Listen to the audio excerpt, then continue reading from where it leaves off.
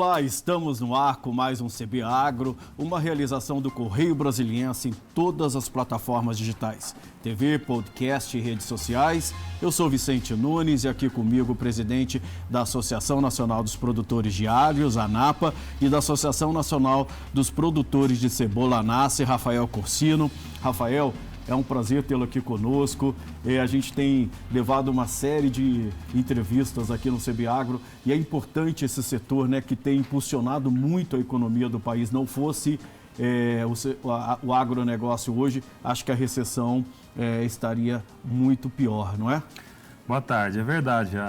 O agronegócio não para, né? Então, nós temos desenvolvido atividade normalmente, tanto na parte de hortaliças, da qual eu faço parte, né, como o agro de uma maneira geral, né, e tem colaborado muito com o PIB, com a economia, com os empregos, né, e com o alimento na mesa dos consumidores, né? Como é que está a produção de alho e cebola no país? A pandemia atrapalhou alguma coisa aí para vocês? Olha, no primeiro semestre, essas culturas normalmente elas produzem menos em função das chuvas. Fatores climáticos acabam atrapalhando. Então, no primeiro semestre, os preços estavam mais elevados em função da baixa oferta. E agora, já no segundo semestre, equilibrou mais ou menos a oferta e a procura. E os preços acabaram também se equilibrando. Nós tivemos uma perda em função de clima, né?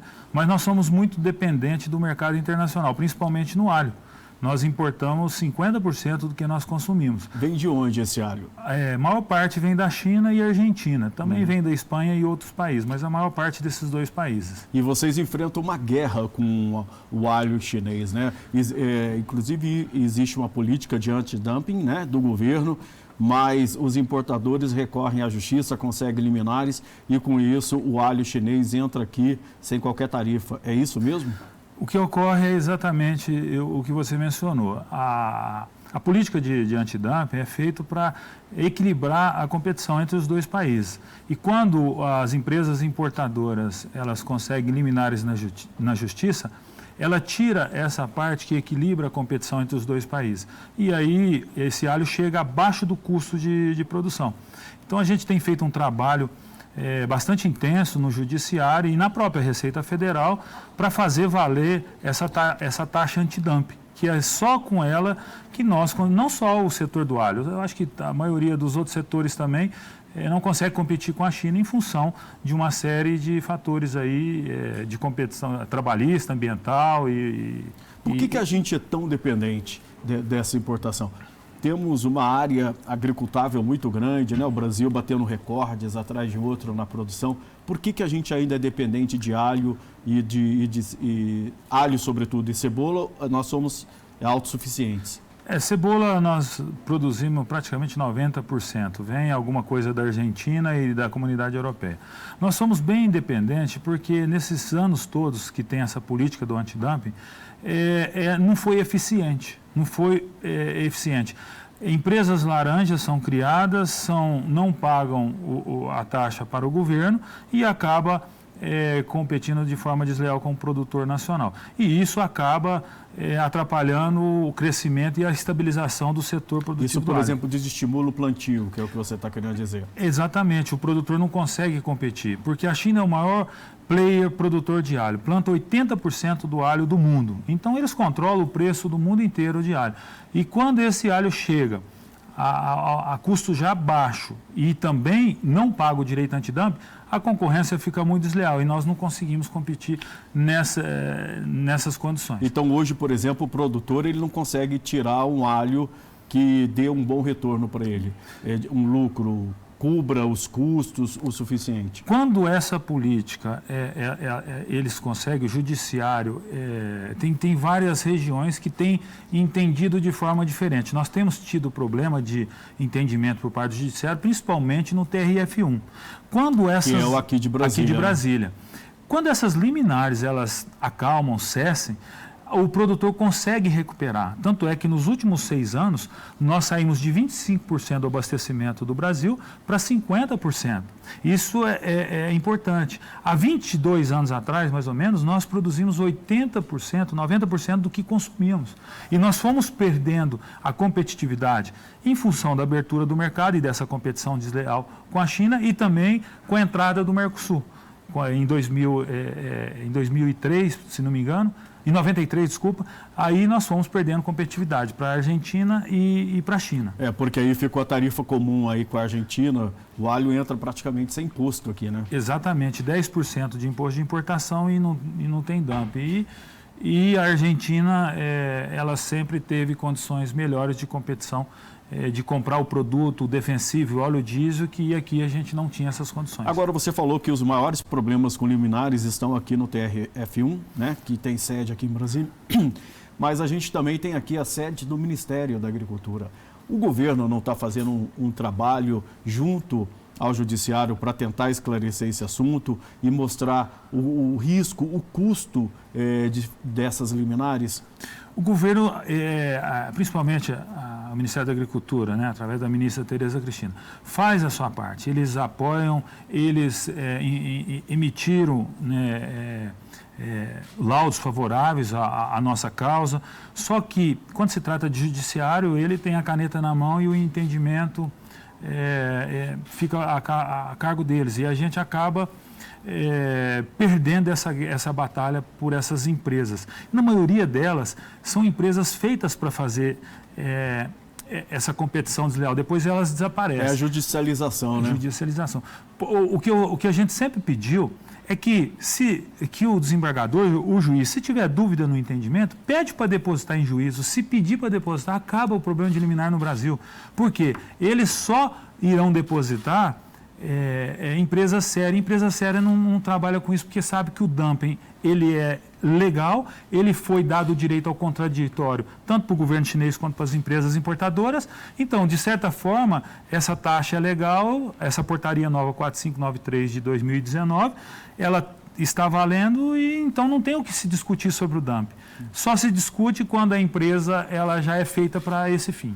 Agora, por exemplo, quando a gente compara a qualidade do alho do Brasil com o alho chinês, a gente está nas mesmas condições ou o nosso alho ainda é melhor? O nosso alho ele é muito melhor. A grande sacada nossa, eu acho que da agricultura, que até agora não aconteceu, é a comunicação do produtor ao consumidor. Nós nos comunicamos bem entre o setor, mas com o consumidor nós não conseguimos comunicar ainda. Eu fiz um vídeo que viralizou explicando exatamente essa diferença. O alho brasileiro ele tem 5 vezes mais concentração de produtos nutracêuticos. Ele tem 5 vezes mais alicina, ele é muito mais saboroso e ele dura muito mais do que o alho chinês. Então, essa comunicação, ela não está chegando no consumidor. Então, agora... Mas aonde vocês estão falhando? Então, o que está faltando para chegar no consumidor? Eu acho que o agro como um todo falhou até agora. Nós precisamos fazer esse canal direto com o consumidor, mostrar o quão eficientes nós somos, o quão nós produzimos de forma respeitando a segurança alimentar, dando mais segurança alimentar, respeitando as normas, as instruções normativas, tem a instrução da rastreabilidade. Nós temos uma capacidade muito grande para produzir com qualidade, mas para comunicar com a sociedade, eu acho que nós estamos falhando. E aí nós temos tido agora a oportunidade de fazer isso, mudar o formato e comunicar de forma direta. Nós fizemos um vídeo explicando, eu estava dizendo, e esse vídeo viralizou de uma maneira surreal. Eu explicava, olha, o chinês é assim e o alho brasileiro é assado. Viralizou de uma maneira tão importante para nós que nós falamos, nós estamos pecando nessa comunicação. Isso mostra o quanto o consumidor ele estava sentindo falta dessas explicações, porque a gente vai ao supermercado ou numa quitanda, a gente não tem essa preocupação de saber se o alho é nacional ou é chinês, né? Exatamente. O consumidor agora... Inclusive a gente olha muito mais o preço, né, do que a origem do produto. Né? Exatamente. Nós temos essa cultura, sim, de comprar mais barato. Mas a partir do momento que você coloca as qualidades e o preço, o consumidor ele tem mudado esse pensamento dele. E muitas vezes a gente pega, na maioria das vezes nos supermercados, você pega os dois alhos misturados. Eu já tive situações dessa, onde está o chinês e o nacional. E para os nossos olhos de consumidor é imperceptível. Só quem conhece, nós que somos da área, a gente conhece. Então eu tenho explicado e tentado passar essa comunicação com os consumidores, né, para que eles aprendam e tenham acesso a um produto de qualidade e se ele não quiser o produto de qualidade, ele saiba diferenciar do outro produto. Mas aí onde entram as redes varejistas? Você falou que nos supermercados eles misturam tudo. Não teria que também haver um trabalho junto aos varejistas para tentar fazer esclarecimento ao público? Nós precisamos fazer um trabalho junto à ABRA, Associação Brasileira do Supermercado. Porque existe essa a lei da rastreabilidade. A Instrução Normativa Conjunta do Ministério da Agricultura com a Anvisa, a Instrução número 02 de 2018. Isso obriga o supermercado a manter a origem, manter a rastreabilidade que nós, produtores, produzimos lá no campo. Então, tudo que nós produzimos tem a digital nossa. Tudo que foi feito desde o início da semente até quando o produto está lá no supermercado. Então, se você puxar, retroagir isso, está lá, no dia tal nós aplicamos tal defensivo, no dia tal nós irrigamos, no dia tal. Então, essa rastreabilidade, essa segurança alimentar que o produtor tem dado à sociedade, ela precisa ser mantida e precisa ser explicada. Só que nós começamos esse processo inverso dos países de primeiro mundo, como o Japão, a comunidade europeia como um todo, vários países, Estados Unidos. Lá, eles tinham uma estrutura, tinha os produtos para que os produtores pudessem usar e a demanda surgiu do consumidor. O consumidor começou a querer consumir algo com mais qualidade, com mais segurança. Agora, no Brasil, está acontecendo ao contrário. O Ministério criou essa lei e colocou para que os produtores cumprissem. Então, só que a sociedade não tem essa cultura ainda, não está exigindo isso. Porque quando exige, a sociedade passa a ser um fiscal daquela situação. Como é que o governo pode ajudar vocês? Nós precisamos ter uma ampla divulgação, entendeu? E nós precisamos trabalhar uma coisa que se chama monocrops, as pequenas hortaliças. Essas culturas menores, elas não têm produtos registrados para elas. E a indústria não tem interesse em fazer. Por que não tem interesse? Porque eles fazem a parte financeira. Eu invisto 1 milhão e recebo 100. Eu invisto 1 milhão e recebo 50. Então ele vai produzir para onde ele ganha mais. O governo precisa entrar nisso e, de alguma forma, achar um equilíbrio para que eles possam oferecer mais produtos registrados para nós, produtores, podermos utilizar e não ficar na ilegalidade igual estamos agora. Muitos produtos sem registro, o produtor é obrigado a usar porque não tem e nós não temos culpa. Então o governo precisa entrar, dar essas condições para que a gente possa trabalhar e também fazer essa ampla divulgação e essa conscientização na sociedade brasileira. Isso entra também linhas de crédito? Também, nós precisamos de linhas de crédito, né, para custear, ainda mais o dólar o ano passado estava ao redor de 4, agora chegou à beira de 6, né? Então já o custo, o custo aumentou muito.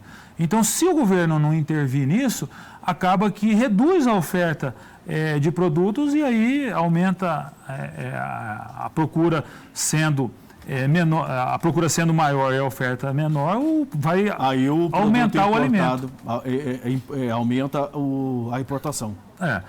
A importação é importante falar. Basicamente, o país que compete de forma desleal é a China. E esse alho de menor qualidade, nessa lógica, acaba entrando com maior volume. Onde que estão as principais áreas produtoras de alho e cebola, né? Hoje, o principal produtor de alho é Minas Gerais. Nós estamos ao redor de quase 6 mil hectares, né? E depois nós temos Goiás, que basicamente de Goiás e Distrito Federal planta em torno de 3.500 hectares, e depois a região sul, Santa Catarina, Rio Grande do Sul, aí nós temos na Bahia, Paraná. Agora, já na cebola, o maior estado produtor é Santa Catarina, produz produz mais de 40% da produção. É o maior estado produtor.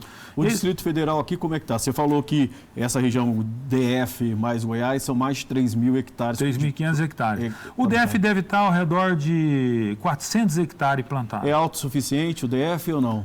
O DF é quase que autossuficiente, porque nós temos uma população região pequena, né? Mas muitas vezes o que nós produzimos aqui nós mandamos para o Brasil inteiro, né? Então aqui no DF entra muito alho chinês também, através aí do Ceasa, tem alguns importadores, né? Goiânia também tem importador e acaba entrando muito alho chinês. Fala-se muito da questão dos nutrientes do alho e da cebola, né? Para a saúde. Se você está com uma gripe, toma lá um alhozinho. Mas eu vi que, por exemplo, o brasileiro ele está consumindo menos arroz e feijão. E a gente usa muito alho e cebola nesse prato típico do brasileiro. Essa mudança de alimentação, dos pratos preferidos dos brasileiros, isso prejudica vocês? Porque o brasileiro está comendo mais hambúrguer e pizza, né? E deixando de lado o arrozinho com feijão feito no alho, na cebola, que é uma delícia, né? Olha, em função da pandemia, nós tivemos um aumento significativo no consumo de alho e também de cebola, que são dois produtos, né, que acabam ajudando muito a imunidade do nosso corpo. Então, o alho praticamente, nós não sentimos essa redução no consumo, muito pelo contrário. Eu creio que aumentou ao redor de 10% o consumo no primeiro semestre.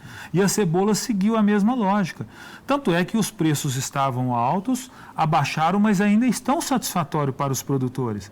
Então, ou seja, a oferta ainda não foi suficiente para baixar a níveis aí do custo de produção do produtor. Então, essas duas culturas, nós sentimos que teve um aumento no consumo e por isso não afetou tanto, né? O fato, por exemplo, de ter aumento do consumo evitou que vocês demitissem? Porque a gente viu demissão em todos os ramos da economia, né? Inclusive no setor agrícola. Exatamente. Hoje, é engraçado, tem regiões que os produtores saem com um carrinho de som para contratar pessoas, tá faltando trabalhadores para a agricultura.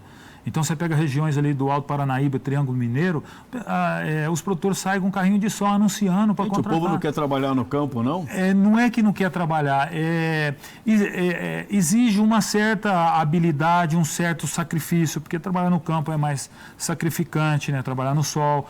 Então, nós não só mantivemos os empregos, mas nós aumentamos, principalmente o alho. O alho nós tivemos um incremento de 1.500 hectares. 1.500 hectares, nada, são mais de 20 mil trabalhadores a mais nós contratamos. Hoje, no total, que... Nós temos mais de 200 mil trabalhadores na cadeia do alho. Então, você teve um aumento de 10% da mão de obra empregada nesse período de pandemia. Exatamente. Por conta do aumento do consumo. Por conta do aumento do consumo junto com o aumento da área. Então, nós tivemos essa conjunção aí. Isso vale também para a cebola? Ou você está falando esses 20 mil empregos foi só para o plantio de alho? Não, ou entra o plantio de cebola só também? na cultura do alho.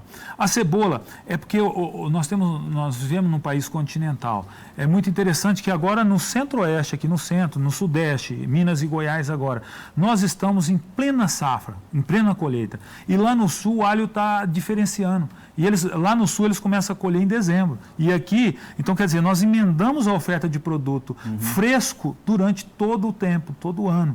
Já diferente da Europa, que armazena por um período em câmara fria, né? Colhe agora em setembro, armazena e vai abastecendo todas as regiões lá com produto de câmara fria. O Brasil não precisa disso. É incrível esse país, né? Produtor fresco o tempo todo, né? E, por exemplo, a gente exporta também? Não. Você disse que, no caso da cebola, a gente consegue produzir 90% do que é consumido aqui, no alho, 50%. Então, tudo que a gente produz fica no mercado interno. De cebola e alho praticamente fica. Esporadicamente, uma exportação ou outra, num nicho de mercado, faltou e o produtor achou interessante, mas é muito pequeno a exportação. Você acha que é possível a gente aumentar essa área plantada? Eu acho que o que é necessário? Eu acho que é possível. Nós temos gente, nós temos área, nós temos uma capacidade, né, uma vocação. O que falta é o governo brasileiro corrigir essas competições desleais. Em 6 anos, nós aumentamos de 25% para 50% o consumo do alho brasileiro. Nós temos condições de voltar a abastecer 80%, 90%? Toda hora nós temos. É só o governo não atrapalhar e corrigir essa competição desleal. Nós vamos continuar com esse assunto. Eu vou lhe pedir licença um minutinho. A gente vai fazer um pequeno intervalo. O CB Agro volta já já. Fique conosco.